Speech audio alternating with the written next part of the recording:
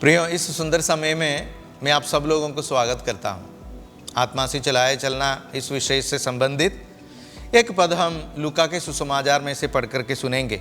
लूका का सुसमाचार उसका 6वां अध्याय उसका 48 और 49वां पद है। 48 और 49वां पद है। वहाँ पे प्रभु यीशु मसीह एक दृष्टांत बताते हैं, एक उदाहरण बताता है। दो किस्म के लोगों के बारे में बताते हैं। एक प्रभु यीशु मसीह की आज्ञा मानने वाले, दूसरा प्रभु यीशु मसीह की आज्ञा नहीं मानने वाले। इन दोनों की जीवन को प्रभु यीशु मसीह घर बनाया हुआ दो व्यक्तियों से तुलना करता है। एक व्यक्ति घर बनाते समय क्या किया और दूसरा व्यक्ति घर बनाते समय क्या किया। पहला व्यक्ति जो घर बनाया था, उन्होंने भूमि गहरी में खोद करके चट्टान पर नींव डालकर अपना घर बनाया। दूसरा व्यक्ति ने क्या किया, भूमि पर, रेती पर बिना एक नींव डालकर अपना घर बनाया। जब ऐसा एक परिस्थिति आया, बाढ़ आया, तूफान आया, थारा उस घर पर लगा, जो चट्टान पर नींव डालकर बनाया हुआ घर, उससे कुछ नहीं, वो पक्का बना रहता था। लेकिन जो रेती के ऊपर, मिट्टी के ऊपर बिना नींव बनाया हुआ घर, वो गिर पड़ा और उसका गिरना सत्यानाश के जैसे। वहाँ पे 49वां पद में हम पढ़ते हैं, परंतु जो सुनकर नहीं मानता वो उस मनुष्य के समान है जिसने मिट्टी पर बिना नींव घर डाला। जब उस पर धारा लगी तो तुरंत गिर पड़ा और गिरकर उनका सत्यानाश हो गया। प्रियो, हमारा विश्वास को जब हम इस वचन की तुलना में, हमारा विश्वास को जब हम देखें, प्रभु के साथ हमारा संबंध वो कितना गहरा है, कितना मजबूती है उसमें, प्रभु यीशु मसीह के साथ कितना अटूटा है। प्रभु ये दिखाने के लिए उदाहरण बताया है प्रियो, क्योंकि हमारी जीवन में भी ऐसा परिस्थिति आ सकता है, समस्याएं आ सकता है, परेशानियां आ सकता है, ताड़नाएं आ सकता है, बीमारियां आ सकता है। ऐसा प्रतिकूल समस्या हमारे जीवन में जब आएंगे, अगर हमारा विश्वास प्रभु यीशु मसीह में पक्की हो, अगर हमारा जैसे जो घर बनाया हुआ व्यक्ति भूमि खोद कर गहरे में जा कर के चट्टान पर अपना नींव डाला था, हम भी हमारा विश्वास प्रभु यीशु मसीह जैसा उस नींव पर हमारा विश्वास बनाए रखें।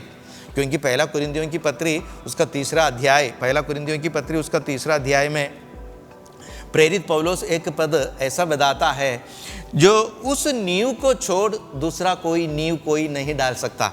वहाँ पे प्रेरित पौलुस हमें याद दिलाता है, उस नींव को छोड़ दूसरा नींव कोई नहीं डाल सकता, क्योंकि वो नींव स्वयं प्रभु यीशु मसीह ही हो।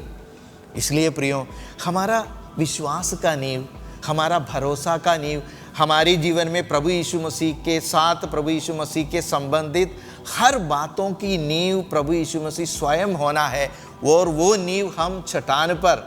इसलिए जो पहला कुरिन्थियों की पत्री उसका 10वां अध्याय में जो इस्राएली लोगों के बारे में जब प्रेरित पौलुस बताते हैं, एक ही आत्मिक भोजन उन लोग खाया, एक ही आत्मिक जल उन्होंने पाया, और वो एक ही आत्मिक चट्टान से उन लोग पिया, और वो चट्टान स्वयं प्रभु यीशु मसीह था।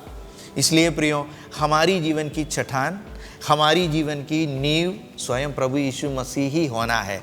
हम एक बाहरी रूप का विश्वास लेकर के, बाहरी रूप का भरोसापन में अपनी जीवन नहीं लेके चलना। प्रियो, आज इस उदाहरण के माध्यम से प्रभु यीशु मसीह हमें ये बताना चाहते हैं कि हमारा मसीही जीवन का विश्वास, मसीही जीवन में प्रभु यीशु मसीह में जो भरोसा, प्रभु यीशु मसीह में जो आशा, प्रभु यीशु मसीह में जो आनंद जीवन, प्रभु यीशु मसीह में हमने पाया हुआ उद्धार, ये हर एक बातों की नींव यीशु मसीह स्वयं होना है हमारी जीवन में।